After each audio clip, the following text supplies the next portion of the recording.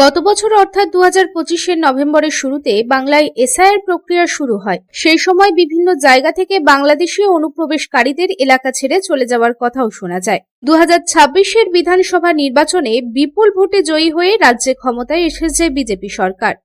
তবে বুধবার আসানসোল পৌর নিগমের 1 নম্বর ওয়ার্ড অন্তর্গত জামুরিয়া নন্দীগ্রামে প্রাক্তন কাউন্সিলরের বাড়ির সামনে থেকে বেশ কিছু আধার কার্ড পাওয়ায় চাঞ্চল্য সৃষ্টি হয় এলাকায়। এদিন খবর ছড়িয়ে পড়তেই ঘটনাস্থলে ভিড় করেন স্থানীয় বাসিন্দারা। আধার কার্ডগুলি খতিয়ে দেখেন তারা। এদিন খবর পাওয়া মাত্র ঘটনাস্থলে পৌঁছায় পুলিশ এবং পুলিশ এসে আধার কার্ডগুলিকে উদ্ধার করে নিয়ে যায়। এদিন এই প্রসঙ্গে বিজেপি নেতা নিরঞ্জন সিং অভিযোগ করেন, 1 নম্বর ওয়ার্ডের নন্দীগ্রামে প্রাক্তন কাউন্সিলরের বাড়ির পেছনে আধার কার্ড পাওয়া যাচ্ছে।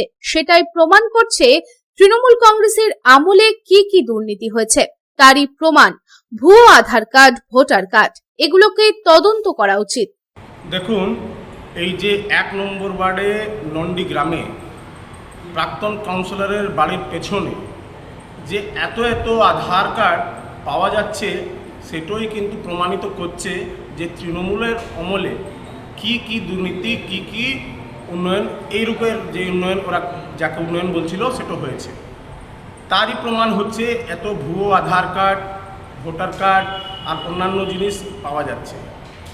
আগেই আমি এই কথাটা ইন্টারভিউতে একবার বলেছিলাম যে এখন গোটা দেশের জন্য পশ্চিমবঙ্গের সরকার যে ছিল সেইটা এখন খতরা হয়ে দাঁড়িয়েছে। সেজন্যেই এইটাকে তদন্ত করা উচিত। আর আমার মনে হচ্ছে যে রেশন দুর্নীতি বা কোনো অনুপ্রবেশকারী, সেটাও লিঙ্ক এখানে কিছু না কিছু একটি আছে, সেটা তদন্ত করা উচিত। তদন্ত করেই এটা জানা যাবে যে আসল বিষয়টা কি।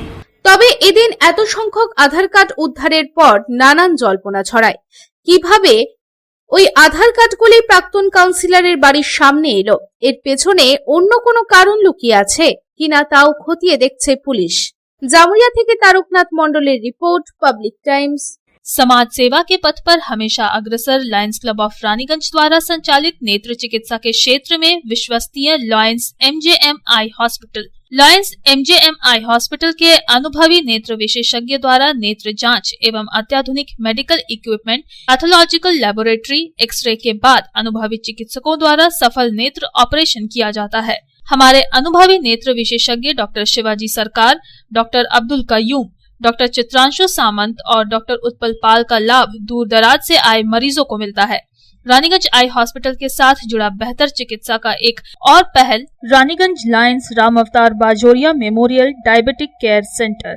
यहाँ भी मरीजों को मिलेंगे अनुभवी चिकित्सक एवं अत्याधुनिक लैब की सुविधा। Raniganj Lions MJM Eye hospital की बेहतर चिकित्सा के लिए दक्षिण बंगाल ही नहीं बल्कि झारखंड, बिहार एवं ओडिशा राज्य से भी मरीज चिकित्सा कराने आते हैं। मरीजों के सुविधार्थ उपलब्ध है 24 घंटे एम्बुलेंस एवं हाइजीनिक रेस्टोरेंट की सुविधा। Raniganj Lions MJM Eye hospital, NSB road, Raniganj. Contact number 0341-244-5205, 244-3205, 244-5242।